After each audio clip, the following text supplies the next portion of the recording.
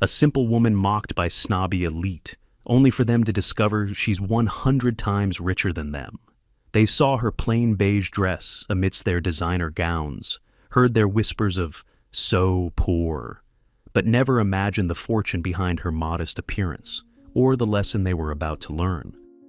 The crystal chandeliers of the Hawthorne Ballroom cast a golden glow over Boston's most exclusive charity gala.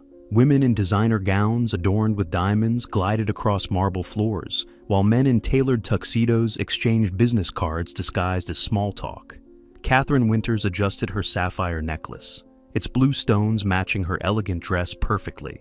Beside her, Eleanor Madison smoothed her black designer gown, while Patricia Reynolds beamed in her navy blue ensemble with silver accents, Boston's social elite in the flesh. "The new hospital wing better be named after someone worthwhile this time," Catherine remarked, eyeing the room critically. Last year's donors were hardly established. As the women nodded in agreement, a newcomer entered the ballroom. Emma Sullivan stood in a simple beige dress, modest, unadorned, and painfully plain compared to the couture surrounding her. No statement jewelry, no designer clutch. Her auburn hair was styled simply, her makeup minimal. "Who invited her?" Patricia whispered, not bothering to lower her voice. "And in that dress? It looks like she's here for a job interview, not a $5,000 a plate charity event." Emma moved through the crowd with quiet confidence. At 34, she carried herself with natural grace that required no embellishment. She paused to study the architectural renderings of the Children's Hospital expansion, tonight's designated cause, her eyes focused on details others overlooked. What none of these socialites knew was that Emma had spent the morning touring the hospital's current pediatric ward, learning the names of young patients and promising a little girl with leukemia that the new wing would have windows facing the garden where butterflies gathered in spring, a promise Emma knew would be kept. "I don't believe we've met," came a cultured voice beside Emma. Catherine Winters extended her hand, diamond bracelet catching the light. Catherine Winters, hospital board fundraising chair. Emma turned, offering a genuine smile. "Emma Sullivan, it's lovely to meet you." Catherine's smile remained fixed as her eyes assessed Emma's attire, searching for a designer label, finding none. "And what brings you to our little gathering tonight? Are you with the medical staff?" "No," Emma replied simply. "I'm just passionate about children's health care." Eleanor and Patricia drifted closer, circling like elegantly dressed sharks. "We don't often see new faces at these events," Eleanor commented, champagne flute poised delicately in manicured fingers. "The Hawthorne Gala is usually quite exclusive." Emma nodded. "The invitation mentioned the pediatric oncology wing. It's a cause close to my heart." Patricia exchanged a quick glance with Catherine, eyebrows raised. "Well, every small contribution helps, I suppose, though tonight's donors are mostly in the 6- and 7-figure range." "It adds up," Emma agreed pleasantly. Catherine's eyes narrowed slightly. There was something about this plain woman's confidence that unsettled her. "Your dress," she began, voice dripping with false concern. "Is it vintage?" The question hung in the air, its true meaning transparent. Eleanor barely concealed a smirk behind her champagne glass. "Just simple," Emma replied, unperturbed. "I find elaborate designs distracting." "How practical," Catherine replied, her tone making the word sound like an insult. "We must introduce you to Montgomery Wells. He's our biggest donor from last year. $5 million for the emergency department. Monty loves meeting everyday people." Emma's eyes reflected a quiet wisdom. "I'd enjoy that." As they guided Emma across the ballroom, Catherine subtly signaled to others in their circle, rolling her eyes when Emma wasn't looking. Whispers followed in their wake. "Who brought the secretary? Is that dress from a department store? So poor thing, she clearly doesn't belong here." Dr. James Harris, the hospital's chief of pediatrics, approached their group with a warm smile. "Ladies, wonderful to see you again." His eyes brightened upon seeing Emma. "Ms. Sullivan, I didn't know you'd be here tonight." Catherine's perfect eyebrows arched in surprise. "You two know each other?" Before Emma could respond, Dr. Harris continued enthusiastically. "Ms. Sullivan visited our pediatric ward this morning, spent hours with the children. Little Sophie hasn't stopped talking about the butterfly garden you promised her." Catherine's smile tightened. How charitable. But, Dr. Harris, Miss Sullivan was just about to join us in meeting Montgomery Wells. Monty's caught up with the mayor at the moment, Dr. Harris replied. Perhaps Miss Sullivan could share her thoughts on the new wing design while we wait. Her perspective might be valuable. Patricia gave a silvery laugh. James, darling, I'm sure Miss Sullivan is more interested in the canapes than construction plans. This is rather technical after all.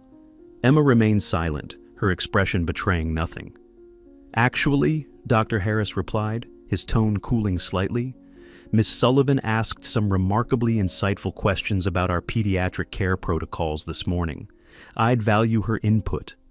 Catherine smoothly intervened.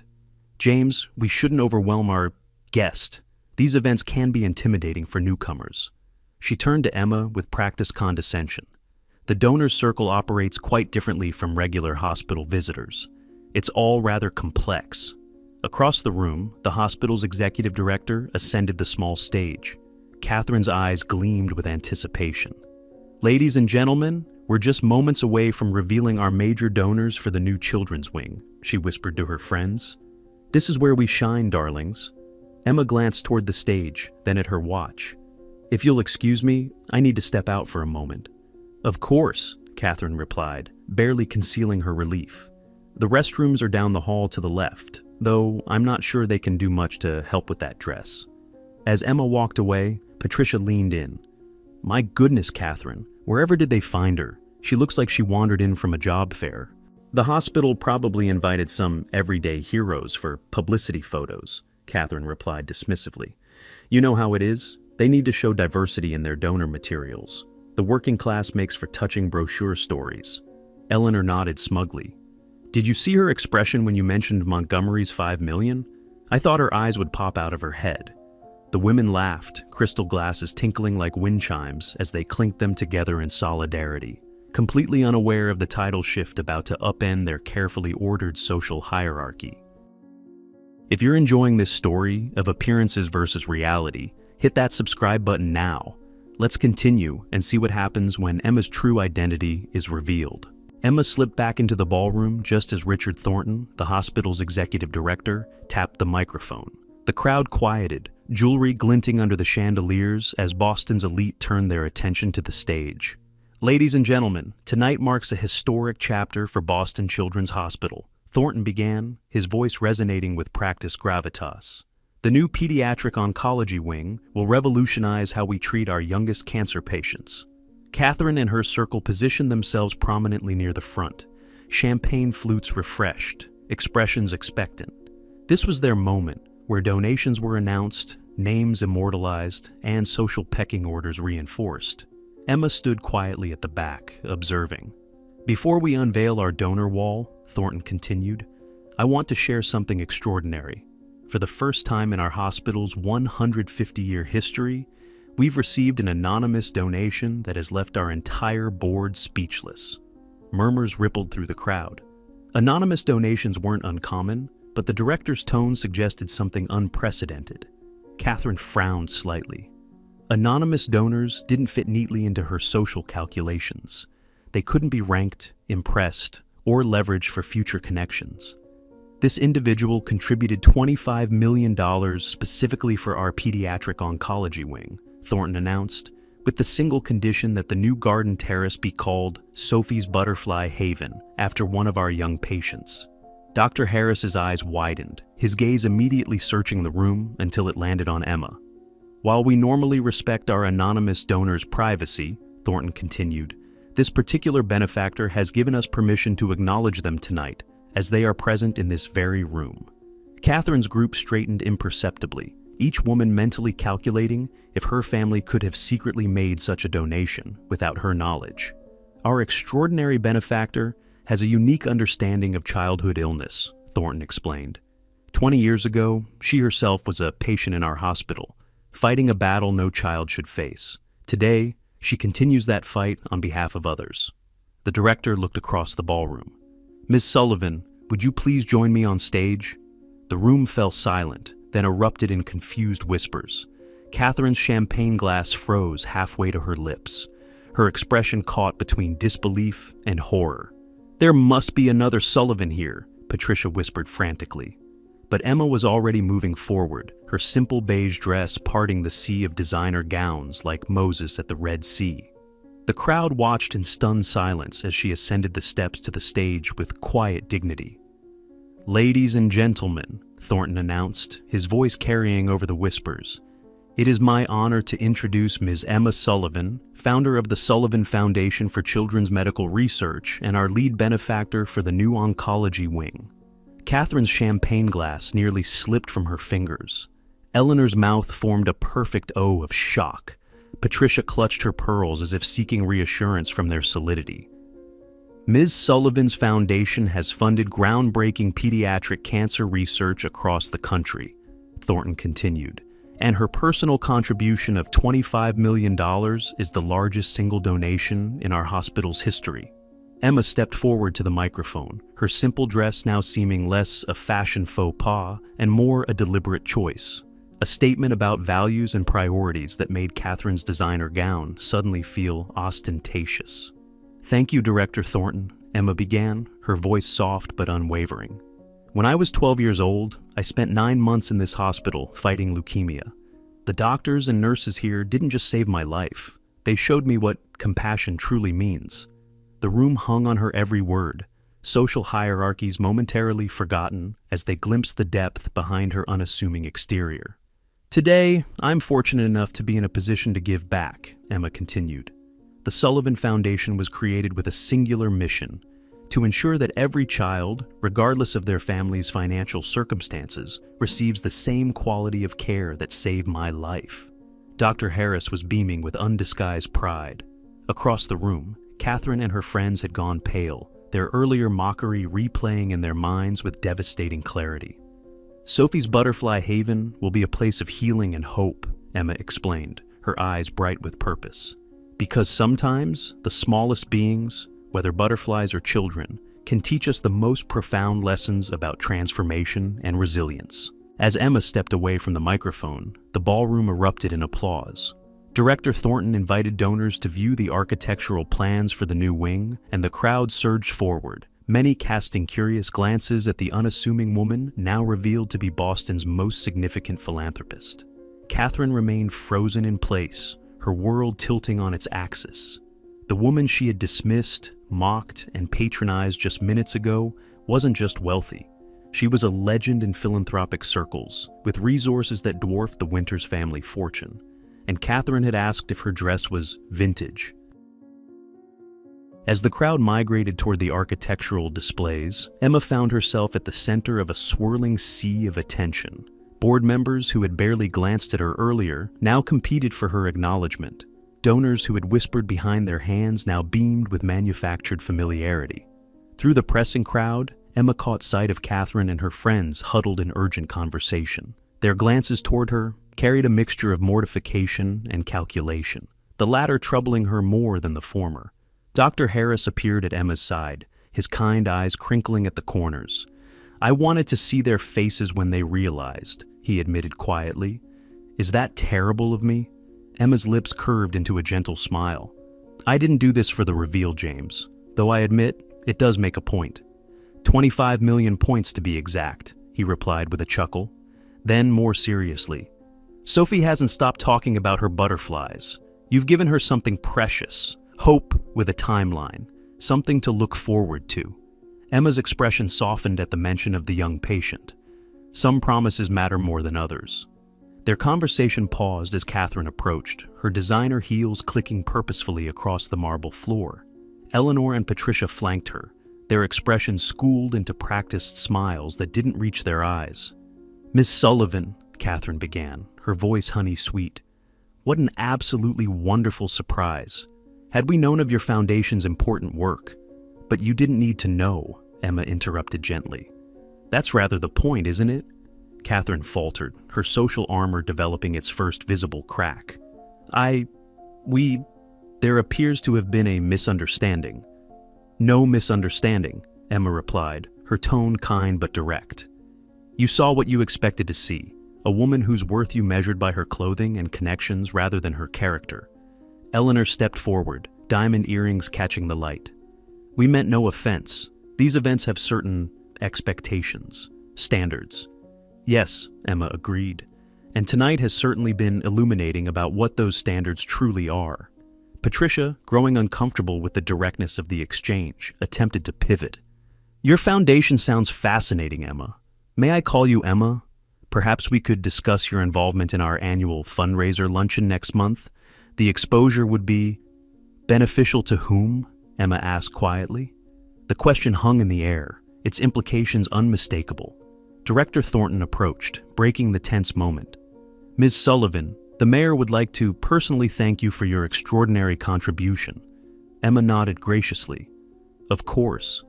As she turned to follow the director, she paused, looking back at the three women. The children's wing opens in 6 months. When it does, I hope you'll visit, not for a ribbon-cutting photo, but to meet the children whose lives will be transformed. Their perspectives might surprise you. Left behind, Catherine's carefully constructed facade crumbled further. Did that just happen? She whispered to her friends. 25 million, Eleanor murmured, the number hanging between them like an indictment.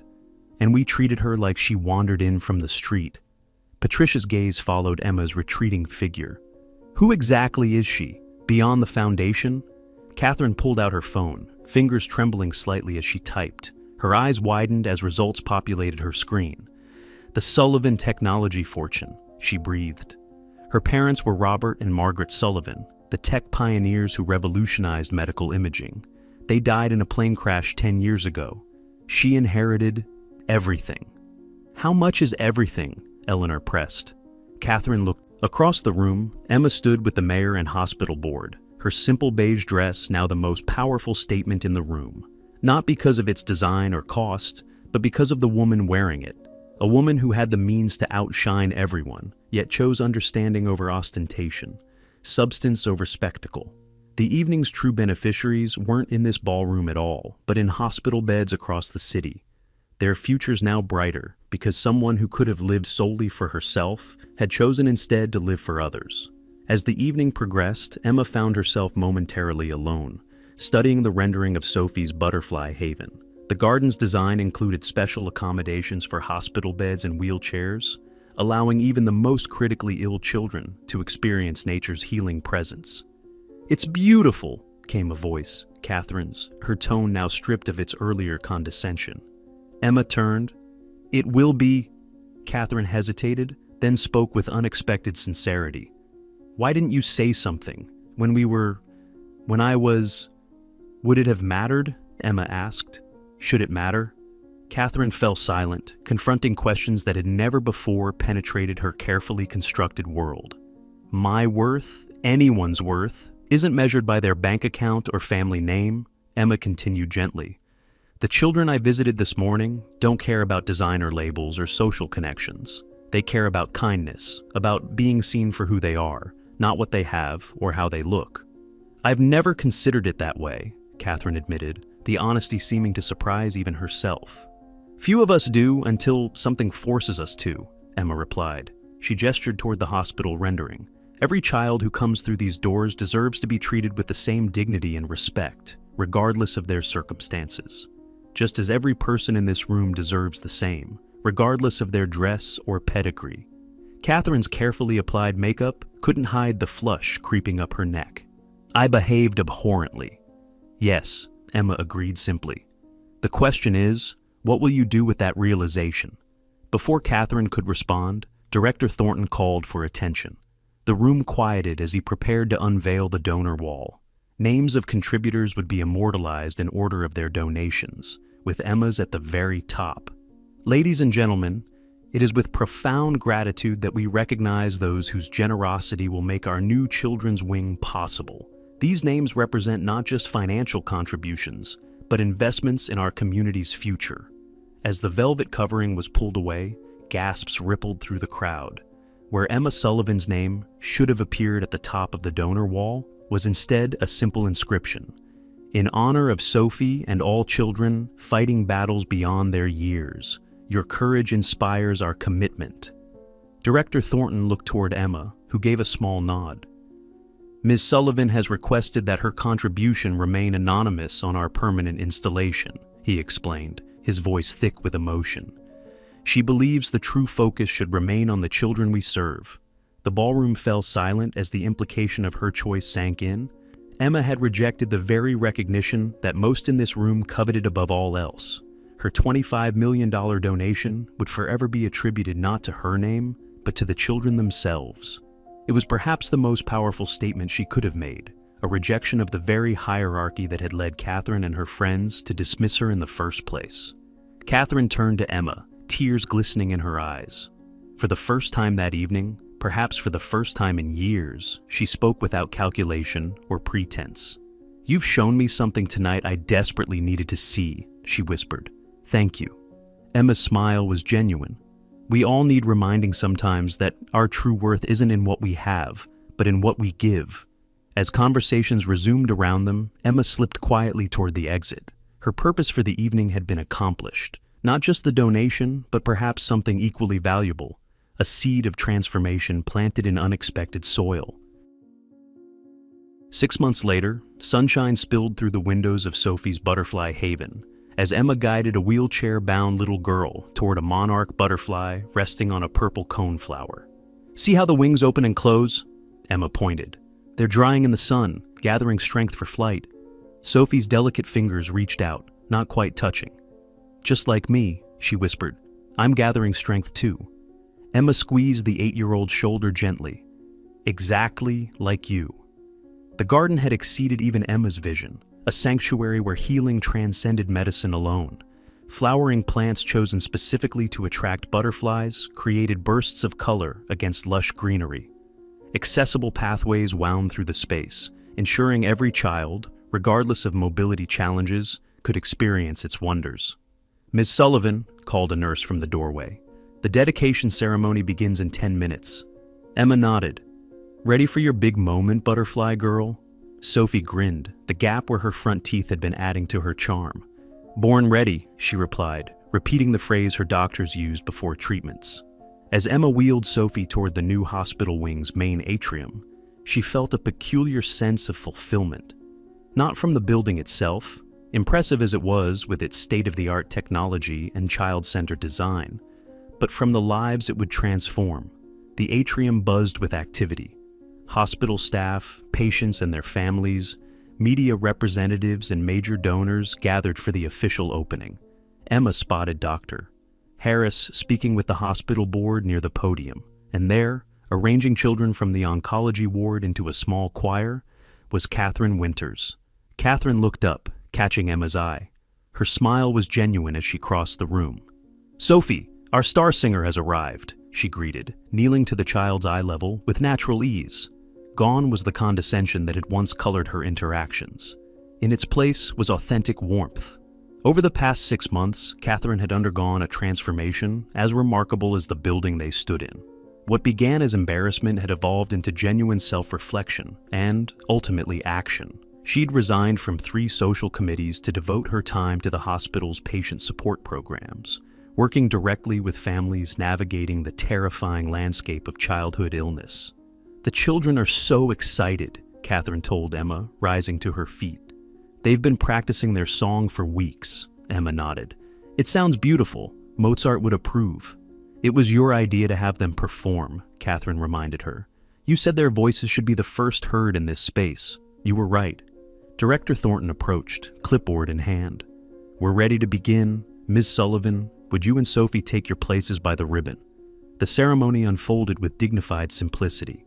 Speeches remained mercifully brief, focused on the children who would benefit rather than the adults who had contributed. When Sophie and 3 other young patients cut the ribbon together, their faces radiant with importance. There wasn't a dry eye in the atrium. Afterward, as attendees toured the new facility, Emma found herself alone with Catherine near Sophie's butterfly haven. "I owe you an apology," Catherine said, watching butterflies drift between flowers. "Not just for that night, but for a lifetime of measuring people by the wrong metrics." Emma shook her head. "You've apologized enough. Your actions these past months speak louder than any words could." Catherine smiled ruefully. "Eleanor and Patricia think I've lost my mind, spending my days with sick children instead of planning charity luncheons. Positively scandalous." "And what do you think?" Emma asked. I think I was asleep for most of my life, Catherine replied simply. Making judgments based on appearances, collecting connections instead of creating meaning. She gestured toward the children exploring the garden. They've taught me more about living than 50 years in Boston society ever did. Emma nodded. They have a way of stripping life down to its essentials. My husband doesn't quite understand, Catherine admitted. He's supportive, but confused by the new me. Yesterday he asked when I'd be rejoining the country club committee. And what did you tell him? Catherine laughed. That I'm too busy helping plan the hospital's new sibling support program. The look on his face was priceless. Their conversation paused as Sophie wheeled herself over to a newly emerged butterfly perched on a feeding station. What she doesn't know, Catherine said quietly, is that her mother works 2 jobs to pay for treatments insurance won't cover. I've established a foundation to help families like hers. The paperwork was finalized yesterday. Emma's eyebrows rose in genuine surprise. Catherine, that's wonderful. It's a beginning, Catherine replied. You showed me that wealth brings responsibility, not just privilege. I can't donate $25 million, but I can make a difference in my own way. Emma smiled. That's all any of us can do. As they watched Sophie carefully coax a butterfly onto her finger, her face alight with wonder, Catherine spoke again, her voice reflective. That night at the gala, it wasn't really about the money, was it? Your point, I mean. No, Emma acknowledged. It was about seeing beyond surfaces, about recognizing that true worth isn't reflected in clothes or bank accounts or social standing. I judged you by your dress, Catherine said quietly. And now? Emma asked. Catherine's gaze shifted to Sophie, then back to Emma. Now, I try to see people as they are, not as they appear. It's harder than it sounds. The most meaningful changes usually are, Emma replied. A nurse approached, letting them know the children's choir was assembling for their final performance. As they walked back toward the atrium, Catherine paused. Thank you, she said simply, for the humbling I needed and for the opportunity to become someone better. Emma squeezed her hand briefly. We're all works in progress, Catherine. The butterfly doesn't start out with wings. Together, they joined the gathering in the sunlit atrium, where children's voices soon filled the space with song, a chorus of hope rising from those who understood, better than most, the precious nature of each day and the true meaning of transformation. We all make judgments based on appearances, don't we? But, as Catherine learned, looking beyond the surface reveals the true worth of those around us. If this story touched your heart, please hit that subscribe button and join our community. Share in the comments where you're watching from, or a time when you or someone you know was misjudged based on appearances. Remember, it's not our possessions or position that define our value. It's our character and the difference we make in others' lives. Join us next time for another story that reminds us of life's most meaningful lessons. After all, the most powerful transformations often begin with a simple shift in perspective.